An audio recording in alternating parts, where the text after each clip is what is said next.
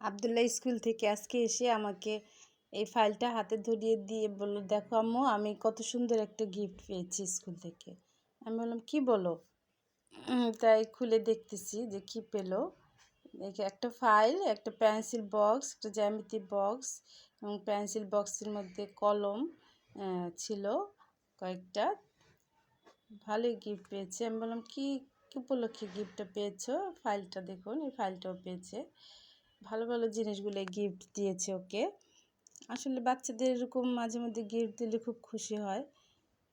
বললো যে স্কুলে কোন একটা কলমের কোম্পানি চলে আসছিল, তো ওরা আমাদের সবাইকে, স্কুলের সব স্টুডেন্টদের একটা করে কাগজ দিয়েছে যে তোমাদের রোল, নাম লিখো এবং তোমাদের প্রিয় স্যার সম্পর্কে কিছু লিখো। তখন ও লিখে দিয়েছে।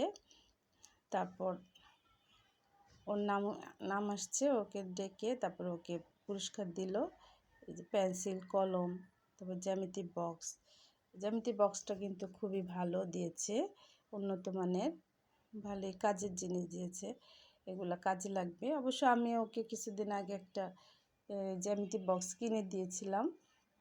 এই যে এটা কিনে দিয়েছিলাম। এটা এখনও নতুন রয়েছে। তো আমি বললাম, ভালোই হয়েছে, দুটো হয়ে গিয়েছে, তুমি একটা ব্যবহার করো, আরেকটা রেখে দাও, তারপরের বছর আবার তুমি সেটা ব্যবহার করবে।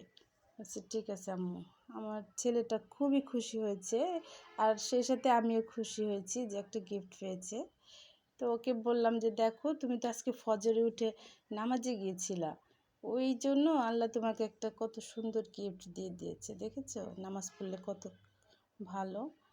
তোর বাবা বলল, ঠিকই বলেছ, আসলে তোমার নামাজের এটা হলো প্রতিদান, নামাজ পড়েছো, এটার পুরস্কার পেয়েছো।